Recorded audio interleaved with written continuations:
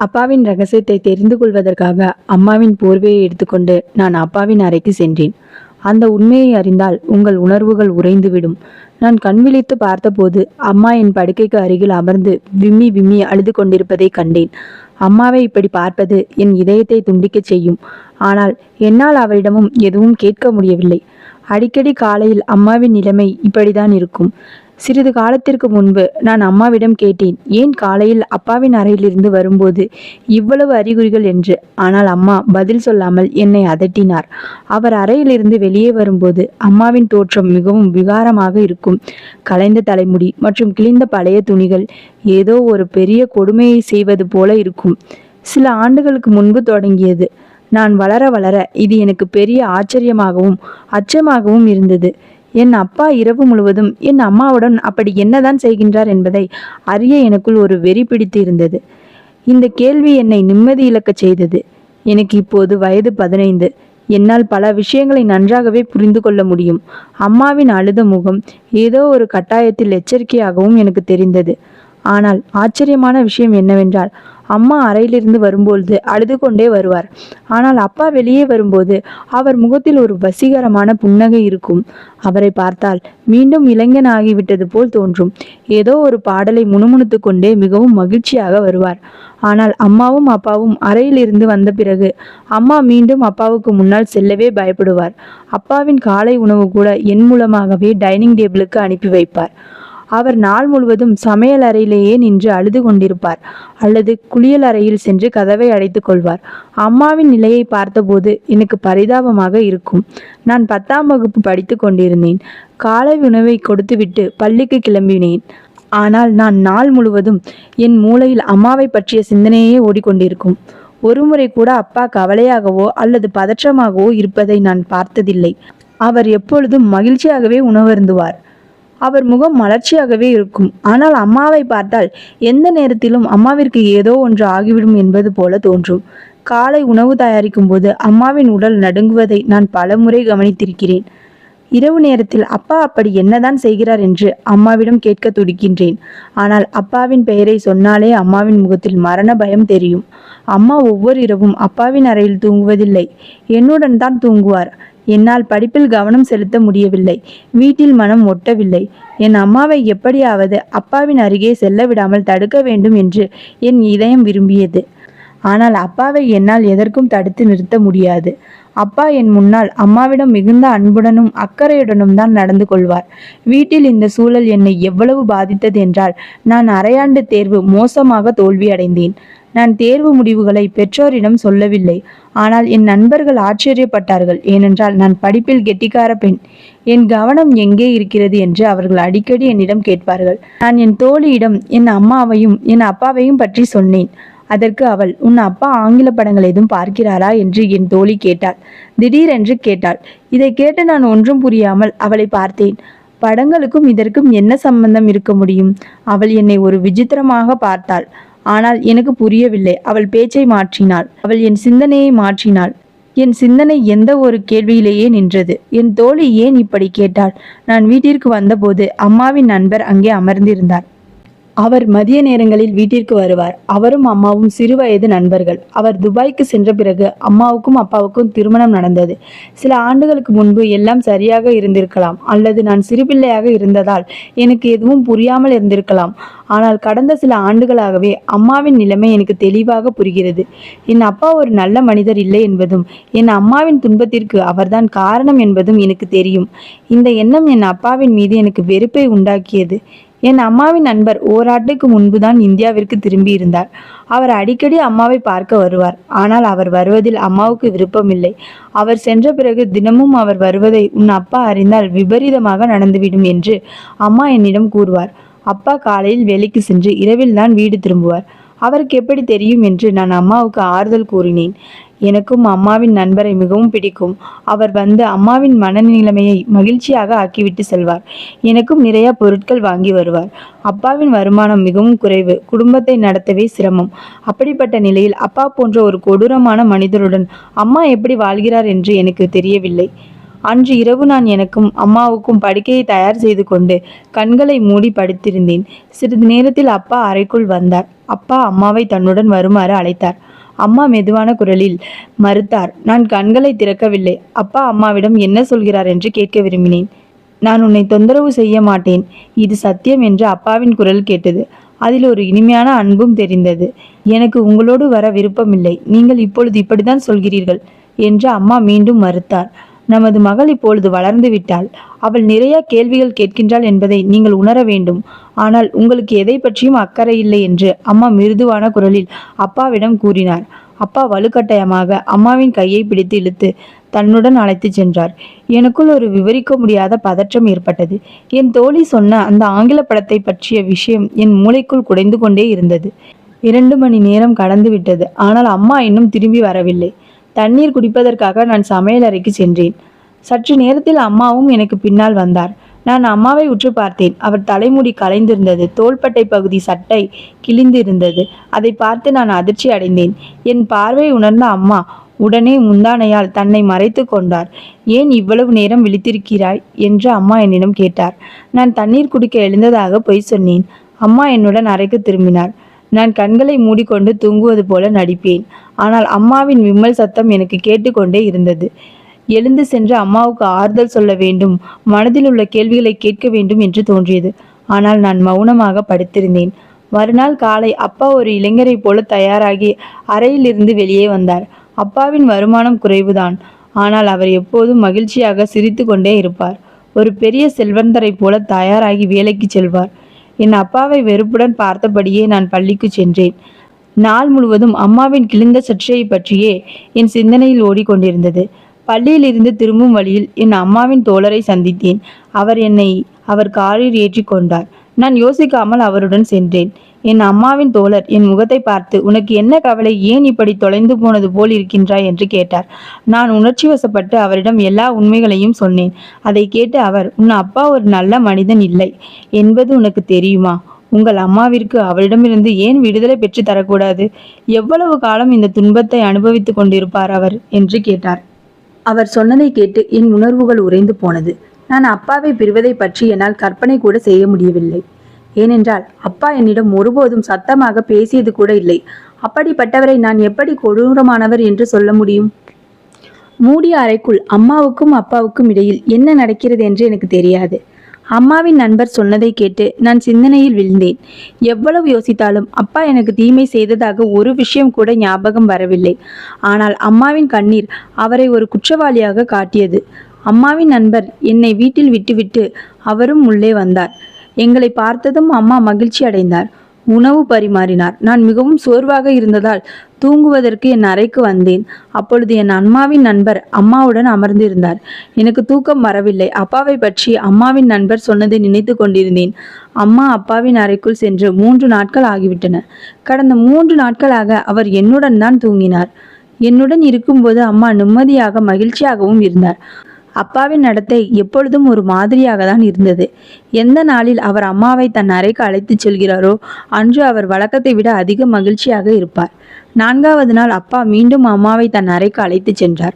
நான் இரவு முழுவதும் நிம்மதியின்றி புரண்டு கொண்டிருந்தேன். அன்று காலை அம்மா அப்பாவின் அறையிலிருந்து வெளியே வந்தபோது அவரால் சரியாக நடக்கக்கூட முடியவில்லை.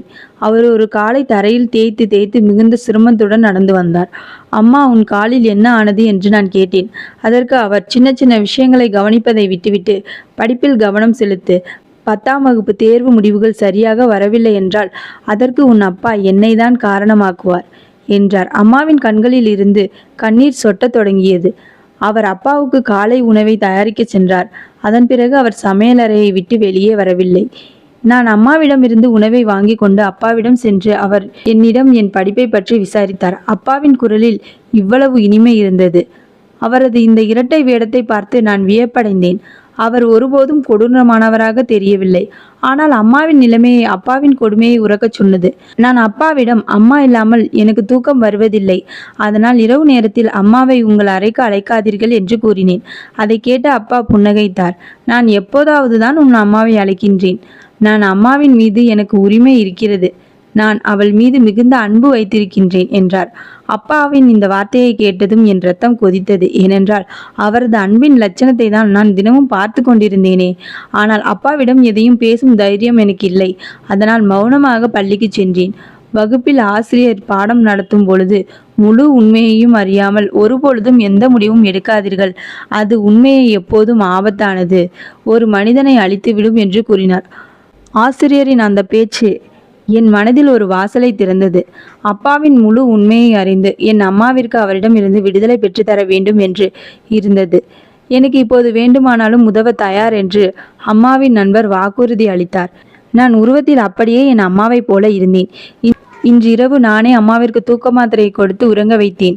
அம்மாவின் போர்வையை போற்றி கொண்டு அவரின் அறைக்கு சென்றேன். ஒரு சிறிய மின்விளக்கு மட்டுமே எரிந்து கொண்டிருந்தது. அந்த இருட்டில் அப்பா என்னை அம்மா என்று நினைத்து கொண்டார். என் அம்மாவின் பெயரை கூப்பிட்டு, நீயே இன்று என் அறைக்கு வந்திருப்பது அதிர்ஷ்டம் என்றார். அப்பா மிகுந்த மகிழ்ச்சியுடன் என் அருகில் வந்து என் கையை பிடித்து அருகில் அமர்ந்தார். என்ன நடக்கும் என்று எனக்கு தெரியவில்லை. ஆனால் உண்மையை அறிய நான் துணிந்தேன். மல்லிகா, மகள் வளர்ந்து விட்டாள் என்று சொல்லி நீ என்னிடமிருந்து தூரமாகிவிட்டாய். உன்னை வலுக்கட்டாயமாக என் அறைக்கு அழைக்க வேண்டிய நிலைக்கு என்னை தள்ளிவிட்டாய். உன் மீது எனக்கு இருக்கும் உரிமை இருக்கிறது அல்லவா? மகள் வளர்ந்து விட்டதால் அவள் பெற்றோர்கள் ஒரு அறையில் தங்குவதை புரிந்து கொள்ளாத அளவிற்கு அவள் ஒன்றும் செய்யவில்லை என்றார். நீ நாள் முழுவதும் வேலை செய்து களைத்து போயிருக்கின்றாய். நிம்மதியாக என்னுடன் உறங்கு. உன்னை நான் அருகில் பார்ப்பது எனக்கு மகிழ்ச்சி என்றார். அப்பா இருட்டில் என் முகம் அவருக்கு தெரியவில்லை. அவரே என்னை தலையணையில் படுக்க வைத்தார். அதன் பிறகு அவர் சொன்னதை கேட்டு என் உணர்வுகள் உறைந்து போன. உன் தோழன் மீண்டும் நம் வீட்டிற்கு வர தொடங்கியிருப்பதை நான் அறிவேன். ஆனால் நமக்கு ஒரு மகள் இருக்கின்றாள். அவன் நல்லவன் இல்லை. அவன் ஏற்கனவே உன் வாழ்க்கையை அழிக்க பார்த்தான். இன்று வீட்டில் வளர்ந்த மகளும் இருக்கின்றார். எனவே நீ எச்சரிக்கையாக இருக்க வேண்டும் என்றார். அப்பா, நான் அம்மா இல்லை என்று அவருடைய மகள் என்பது அவருக்கு தெரிந்திருக்கவில்லை. அவர் மெதுவாக என் தலையை தடவிவிட்டு அவரும் அங்கேயே தூங்கிவிட்டார். நான் மீண்டும் அவர் அருகிலேயே படுத்திருந்தேன். ஆனால் அவர் எதையும் செய்யவில்லை. நான் மௌனமாக அறையை விட்டு வெளியே வந்தேன். அப்பா தவறாக எதுவும் செய்யவில்லை. எனவே அம்மாவின் நண்பர் மற்றும் அம்மாவை பற்றி என் மனதில் பல கேள்விகள் இருந்தன. மறுநாள் காலை அப்பால் வழக்கம் போலவே இருந்தார். அவரிடம் எந்த மாற்றமும் தெரியவில்லை. பள்ளியிலிருந்து திரும்பிய பொழுது அம்மாவின் நண்பரின் கார் வீட்டின் முன் நின்றது. நான் எப்பொழுதும் போல சத்தமாக வராமல் மெதுவாக வீட்டிற்குள் நுழைந்தேன். அம்மாவும் அவரின் நண்பரும் என் அறையில் ஒன்றாக அமர்ந்து பேசி கொண்டிருந்தனர். நான் அங்கே இருப்பதை அவர்கள் கவனிக்கவில்லை. என் காதுகளால் கேட்ட அந்த விஷயம் என் உணர்வுகளை சிதைத்தது. ஒரு செய்தியை நான் அறிய துணிந்த அந்த உண்மை இவ்வளவு பயங்கரமானதாக இருக்கும் என்று நான் கனவிலும் நினைக்கவில்லை. அம்மா சிரித்து கொண்டே அவர் நண்பரிடம் சொல்லி கொண்டிருந்தார். நான் என் மகளின் மனதில் அவள் அப்பாவிற்கு எதிரான வெறுப்பு விதையை ஆழமாக விதைத்து விட்டேன். என் மகள் தன் அப்பாவுக்கு எதிராக நிற்கும் நாள் வெகு தொலைவில் இல்லை. அந்த கிழவன் என்னை வலுக்கட்டாயமாக கட்டிவிட்டான். ஆனால் எனக்கு இப்பொழுது விடுதலை வேண்டும். அவர் அறைக்கு அழைத்து சென்று என்னிடம் பேசிக்கொண்டே தூங்கிவிடுவார். ஆனால் நான் அறையை விட்டு வெளியே வரும்போது நானே என் தோற்றத்தை கலைத்துக் கொள்கிறேன். அவர் என் மீது கொடுமை செய்கிறார் என்பதை மகளின் மனதில் நன்றாகவே பதித்து வைத்தேன். ஒருமுறை நானே புரிந்து கொண்டேன். நான் அவரிடம் இருந்து பிரியும் போது என் மகள் எனக்கு கேடயமாக இருக்க வேண்டும் என்று விரும்புகிறேன். என் மகள் உலகத்திடம் என் நிலவரத்தையும் அவள் அப்பாவின் கொடுமைகளையும் சொல்வாள். பிறகு நான் என் மகளுடன் உன் வாழ்க்கையில் வந்து விடுவேன். அம்மாவின் தோழர் சிரித்து கொண்டே சொன்னார். ஆமாம், நானும் அவளிடம் சொல்லிவிட்டேன். எப்போது உதவி தேவைப்பட்டாலும் நான் வருவேன் என்று. அம்மாவின் தோழர் அம்மாவின் கையை பிடித்து கொண்டு சொன்னார். அன்று என் குடும்பத்தினர் திருமணமான பெண்ணுடன் உறவு வைப்பது தவறு என்று என்னை திட்டி முடக்கியதால் உன்னை விட்டேன். ஆனால் இப்பொழுது என்னை தடுக்க யாரும் இல்லை. நான் உன்னையும் என் மகளையும் முழு மனதோடு ஏற்றுக்கொள்வேன். ஆனால் உன் கணவர் கொடூரமானவர் இல்லை. இந்த உண்மை மட்டும் உன் மகளுக்கு தெரியக்கூடாது. உன் மகள் நாம் இருவரையும் ஒன்று சேர்க்கப் போகின்றாள். அம்மாவும் அம்மாவின் தோழர் அவர்களும் நினைத்தது போலவே எல்லாம் நடக்கும் என்று நம்பி சிரித்தனர். ஆனால் என் காலடியில் தரை நழுவுவது போல இருந்தது. நானும் வந்தேன். என் அம்மா என்னை மட்டுமல்ல, என் அப்பாவையும் ஏமாற்றி கொண்டிருந்தார். அவர் என் அப்பாவின் வீட்டிலேயே வளர்ந்து கொண்டு மற்றொரு ஆளிடம் சேர்ந்து சதி செய்து கொண்டிருந்தார். என்னை பார்த்ததும் அம்மாவும் அப்பாவின் நண்பரும் தள்ளி அமர்ந்தனர். என்னை சமாளிக்க ஒரு சாக்லேட்டை கொடுத்தார். நான் அதை வாங்காமல் அம்மாவின் முகத்தை பார்த்து உறுதியான குரலில் கேட்டேன், அப்பாவால் உங்களுக்கு என்னதான் பிரச்சனை என்று. இப்போது நீங்கள் சொல்லிதான் ஆக வேண்டும். அம்மா தயங்கிக் கொண்டே உண்மையை சொன்னார். ஆனால் அம்மாவின் நண்பர் அவரை திருமணம் செய்வதற்கு பதிலாக துபாய்க்கு வேலைக்கு சென்று விட்டார். காதலை விட தன் எதிர்காலம் முக்கியம் என்று அவர் நினைத்தார். ஆனால் அம்மாவின் மனதில் அம்மாவின் நண்பரின் நினைவு குறையவில்லை. அம்மாவுக்கு அப்பாவை திருமணம் செய்து கொள்ள விருப்பமில்லை. அம்மாவின் குடும்பத்தினர் அப்பாவை அவருக்கு தேர்ந்தெடுத்தனர். அம்மா இளமையாகவும் அழகாகவும் இருந்தார். ஆனால் அப்பாவோ அவரை விட 10 வயது மூத்தவர் மற்றும் சாதாரண தோற்றம் கொண்டவர். அம்மாவின் மனதில் அம்மாவின் நண்பர் அழகாக தெரிந்ததால் அம்மாவுக்கு அப்பாவை திருமணம் செய்வதில் விருப்பமில்லை. வீட்டினர் கட்டாயத்தால் அம்மா அப்பாவை திருமணம் செய்து கொண்டார். ஆனால் ஒருபோதும் அவரை மனதார ஏற்கவில்லை. இந்த உறவு அவருக்கு ஒரு சுமையாகவே இருந்தது. திருமணமான ஓராண்டில் நான் பிறந்தேன். 8 ஆண்டுகளுக்கு பிறகு அம்மாவின் நண்பர் மீண்டும் வெளிநாட்டிலிருந்து ஊருக்கு திரும்பி வந்து அம்மாவை கண்டதும் அவருக்கு மீண்டும் காதல் பிறந்தது. அம்மாவும் தன் பழைய காதலுக்கு கட்டுப்பட்டு அம்மாவின் நண்பரை ரகசியமாக சந்திக்க தொடங்கினார். ஆனால் சில நாட்களிலேயே இந்த விஷயம் பெரியம்மாவுக்கு தெரிந்துவிட்டது. அவர் குடும்பத்தினர் அனைவரையும் அம்மாவை பற்றி தவறாக பேசத் தொடங்கினர். அப்பா அம்மாவை உண்மையாக காதலித்ததால் அவர் அம்மாவை பலியில் இருந்து காப்பாற்றினார். எல்லா புகார்களையும் பொய் என்று நிரூபித்தார். அப்பா அம்மாவுக்கு ஆதரவாக நின்றார். குடும்பத்தினர் அனைவரும் அமைதியாக ஆயினர். அம்மாவின் நண்பர் மீண்டும் கட்டாயமாக துபாய்க்கு அனுப்பப்பட்டார். ஒரு வருடத்திற்கு முன்பு அம்மாவின் நண்பர் நிரந்தரமாக இந்தியாவிற்கு திரும்பிய போது அந்த காதல் மீண்டும் உயிர் பெற்றது. அப்பாவை ஏற்கனவே பிடிக்காததாலும் நம் பொருளாதார நிலை சரியாக இல்லாததாலும் வெளிநாட்டு பணத்துடன் இருந்த அம்மாவின் நண்பரை தேர்ந்தெடுப்பது அம்மாவுக்கு எளிதாக இருந்தது. ஆனால் ஒரே ஒரு சிக்கல், அப்பா என் மீது மிகுந்த அன்பு வைத்திருந்தார். அம்மாவாலும் என்னை பிரிய முடியாது. அதனால்தான் அம்மா இந்த நாடகத்தை ஆடினார். என் பார்வையில் அப்பாவை ஒரு குற்றவாளியாக சித்தரித்து என் அனுதாபத்தை பெற்று என்னை தன்னுடன் அழைத்து செல்ல அவர் முயன்றார். இத்தனை ஆண்டுகளாக நான் ஒன்று மட்டும் யோசித்துக் கொண்டிருந்தேன். என்னிடம் ஒருபோதும் சத்தமாக பேசாத அப்பா மூடி அறைக்குள் அம்மாவிடம் எப்படி கொடுமையாக நடந்து கொள்ள முடியும்? நான் அம்மாவிடம் தெளிவாக சொல்லிவிட்டேன், உங்களுக்கு உங்கள் நண்பர் வீட்டிற்கு செல்ல வேண்டுமென்றால் செல்லுங்கள். ஆனால் என் அப்பாவை போன்ற ஒரு வெகுளித்தனமான மற்றும் உண்மையான மனிதரை என்னால் விட்டுவிட முடியாது. அம்மாவின் நண்பர் ஏற்கனவே அம்மாவை 2 முறை கைவிட்டார். அவரிடம் எப்படி அம்மா 3வது முறையாக எதிர்பார்ப்பு வைத்திருந்தார் என்று எனக்கு புரியவில்லை. அம்மாவின் நண்பர் கண்களில் எனக்கான ஒரு வித வக்ரமான ஆசை முதன்முறையாக வந்தது. அந்த ஆசை நிறைவேறிய பிறகு அம்மா அவருக்கு தேவைப்பட மாட்டார் என்பது எனக்கு புரிந்தது. அம்மா எனக்கு அழகான கனவுகளை காட்டி அப்பாவை விட்டுவிட்டு அவருடன் வருமாறு என்னை கட்டாயப்படுத்தினார். ஆனால் என் அப்பாவை விட்டுவிட்டு வருவது எனக்கு அவ்வளவு எளிதான காரியம் அல்ல. அவர்தான் எனக்கு எல்லாமே. உண்மையை மட்டும் எனக்கு தெரியாமல் இருந்திருந்தால் நான் ஏதாவது தவறான முடிவை எடுத்திருப்பேன். நல்ல வேளையாக கடவுள் புண்ணியத்தில் நான் என் கண்களால் பார்த்தேன், காதுகளால் கேட்டேன். அம்மாவும் அவருடன் செல்ல தயாராக இருந்தார். ஆனால் நான் அவர்களுக்கு வழிக்கு வரமாட்டேன் என்பதையும் அம்மாவுடன் வரமாட்டேன் என்பதையும் அம்மாவின் நண்பர் உணர்ந்திருந்த போது அவர் மீண்டும் ஒரு முறை அம்மாவை பாதியிலேயே தவிக்க விட்டு பிரிந்து சென்றார். அம்மாவின் நண்பர் அம்மாவுக்காக வரவில்லை, என் மீதுள்ள வக்கிரமான எண்ணத்திற்காக தான் எங்கள் வீட்டிற்கு வந்து கொண்டிருந்தார் என்பது அம்மாவுக்கு புரிந்தது. அவர் மிகவும் தந்திரமான மற்றும் வஞ்சகமான மனிதர். என் அம்மாவின் காதலை தன் சுயநலத்திற்காக பயன்படுத்திக் கொள்ள அவர் திட்டமிட்டார். உணர்ச்சிகளுக்கு அடிமையாகி தான் எவ்வளவு பெரிய தவறு செய்து துணிந்தோம் என்பதை அம்மா அப்பொழுதுதான் உணர்ந்தார். ஒருவேளை நானும் அம்மாவும் அவரிடம் சேர்ந்திருந்தால் பெரியம்மா என் அம்மாவின் கௌரவத்தை சிதைத்தது போல அவரும் என் கௌரவத்தை சிதைத்திருப்பார்.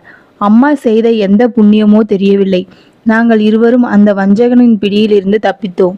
இரவு அப்பா வீட்டிற்கு வந்தபோது அம்மா அவராகவே முன்வந்து அப்பாவுக்கு உணவு பரிமாறினார். தனது படுக்கையை அப்பாவின் அறைக்கு மாற்றி கொண்டார்.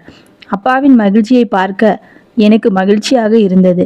அப்பா உண்மையிலேயே அம்மாவை நேசித்தார். அதனால்தான் அம்மாவின் தவறுகளை இத்தனை காலம் மன்னித்து ஏற்றுக்கொண்டார். இத்தனை ஆண்டுகளில் முதன்முறையாக அம்மா தன் தவறுகளை உணர்ந்து அப்பாவை முழு மனதுடன் ஏற்றுக்கொண்டார். மறுநாள் காலை அம்மாவும் அப்பாவும் சிரித்து கொண்டே அறையை விட்டு வெளியே வந்தனர். அதை பார்த்தபோது என் இதயத்திற்கு மிகுந்த நிம்மதி ஏற்பட்டது. என் பெயர் காயத்ரி. என் வீட்டிற்கு நான் ஒரே பெண்தான்.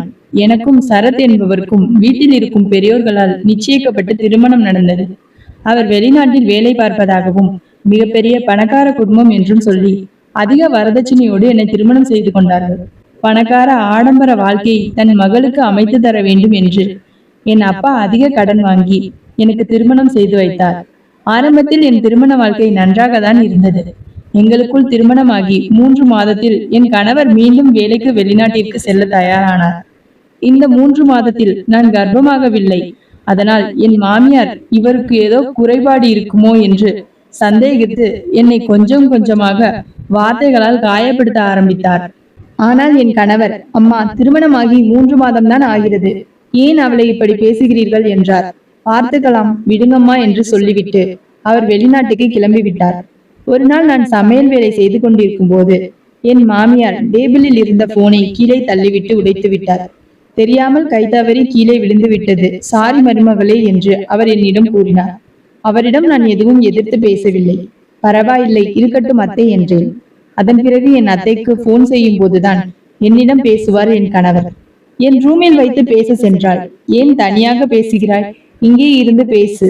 அப்படி என்னதான் ரகசியம் பேச நினைக்கின்றாயோ?